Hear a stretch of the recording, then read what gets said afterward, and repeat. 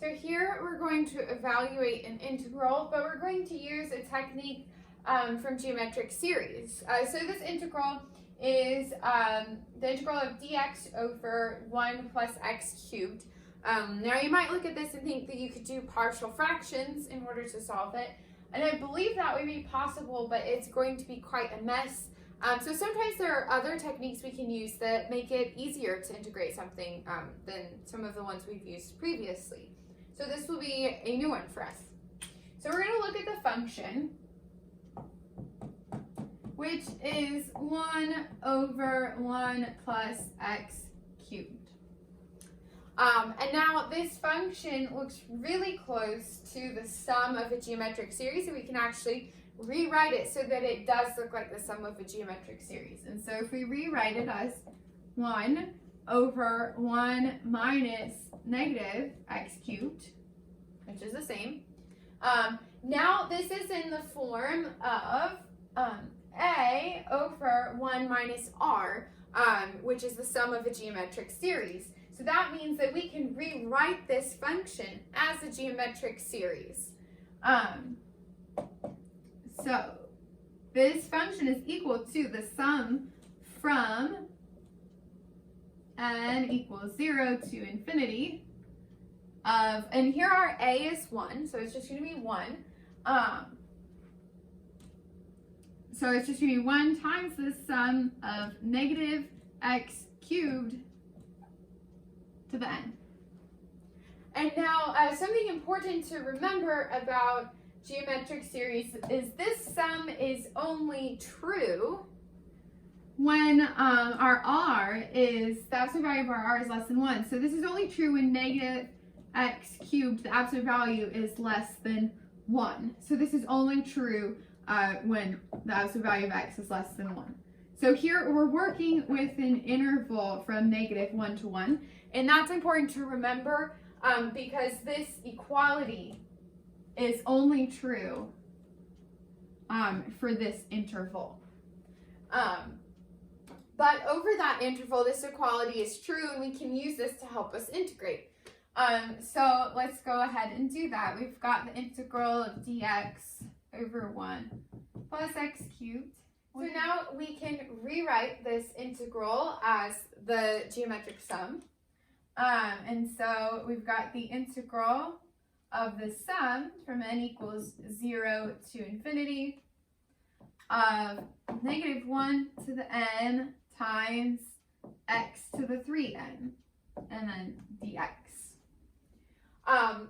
So this sum, this infinite sum here, ends up being a polynomial.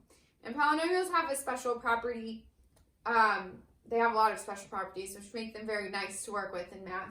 But one of those things is that they are uniformly continuous, and that's not something that's normally defined in this course. However, it is important for the next step that we're going to do that we actually can do it. So be warned that this next step that we're doing, we can do it in the context of the problems we're given in this course, but we're not always able to do it. It's only because of the uniform continuity of a polynomial. So because of that, we can actually flip these, the integral and the sum. And so then now we have the sum from n equals 0 to infinity of the integral of negative 1 to the n x to the 3n dx. Okay, so now that we've done that, we can actually take out this negative 1 to the n, since we are only integrating with respect to the variable x, so that is a constant for our integral, so we can move that outside of the integral and just into the sum. So I'm going to rewrite that again.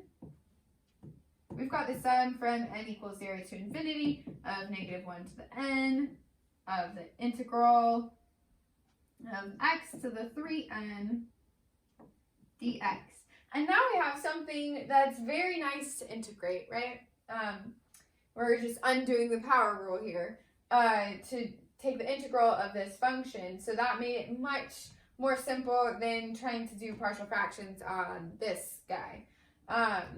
So we'll go ahead and integrate this, and we get the sum from n equals 0 to infinity of negative 1 to the n, x to the 3n plus 1 over 3n plus 1.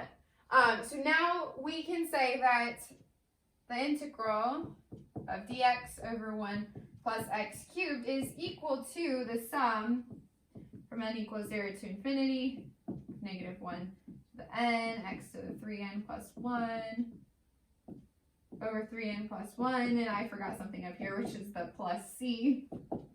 Since it's an indefinite integral, we always need that.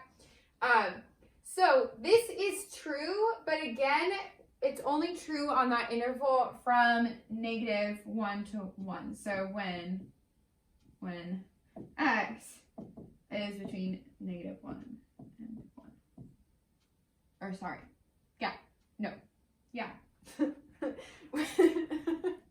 When x is between negative 1 and 1. And again, that's because this is a geometric series, and in order for something to be a geometric series with a sum, the absolute value of our r has to be less than 1. And so in this case, the absolute value of x has to be less than 1. So then we get this answer, but again, it's conditional.